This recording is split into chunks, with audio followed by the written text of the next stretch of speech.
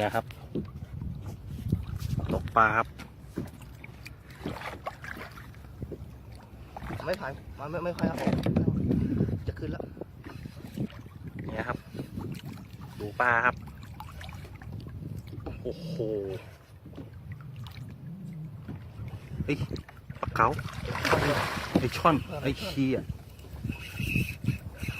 ตัวใหญ่ด้วยโอ้ยตัวมันเริ่มอ่ะใหญ่นะเอาผ้าไปดูคุณเดี๋ยวแป๊บนึงโอ้ไอ้ช่อน เดี๋ยวนะครับสักครู่นะครับไปยาวแล้วทีนี้ไอ้ชิบหายยาวแล้วตัวนี้นะครับ ปลาสายผมนี่กะแล้วเนี่ย ใหญ่ขนาดนี้ ดูครับคันเบ็ดครับช่อนในช่อนเราจับยังไงมาเนี่ยไปอีกแล้ว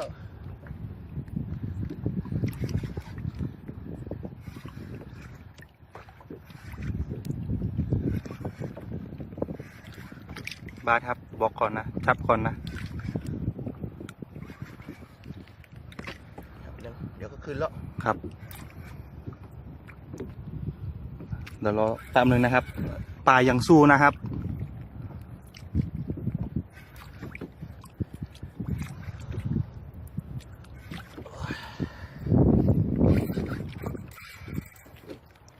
ไหวไหมครับลูกพี่ไหวอยู่เนาะโอเคใจเย็น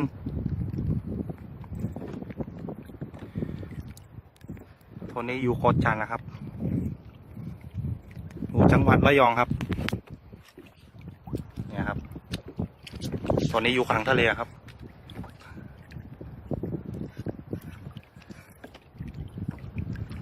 ไม่อยากจะขึ้นเลยนะมึงเนาะใจเย็น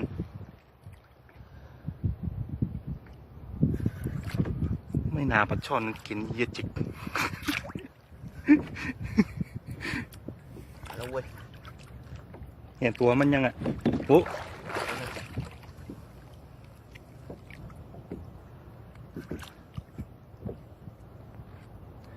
2 นาทีแล้วครับ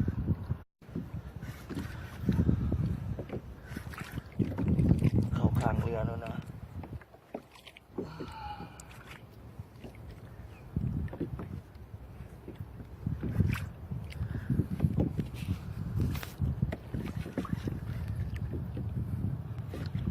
เป็นยังไงบ้างครับเย้ย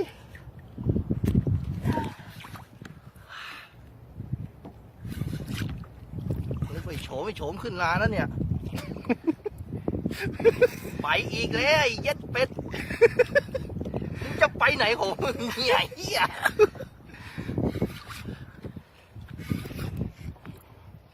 จะขึ้น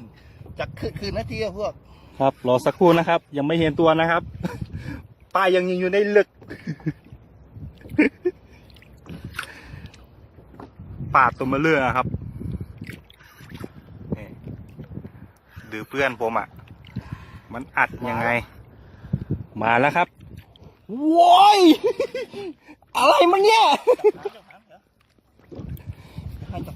เดี๋ยวแป๊บนึงนะแป๊บนึงนะเพื่อน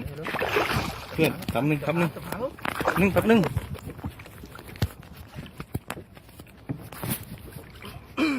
มันเหนื่อยแล้วลูก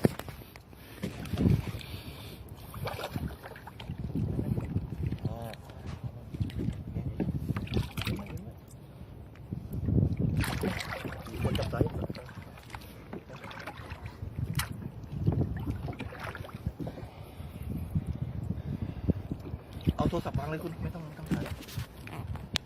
นะเอาเชือกออกในปากดึงขึ้นดึงเลยระวังมันสะบัดเด้อเย็ดแค่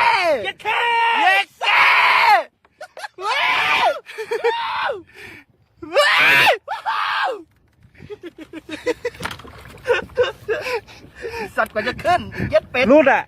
มีเรือล่ามนู่นนะงงครับมงเลยคุณเอาครีมมันเด็ดไอ้นี่ออกเนี่ยกิมไม่คุณปลดเลยผมจะพาไปอยู่เดี๋ยวมันดิ้นเดี๋ยวแป๊บนึงนะเนาะ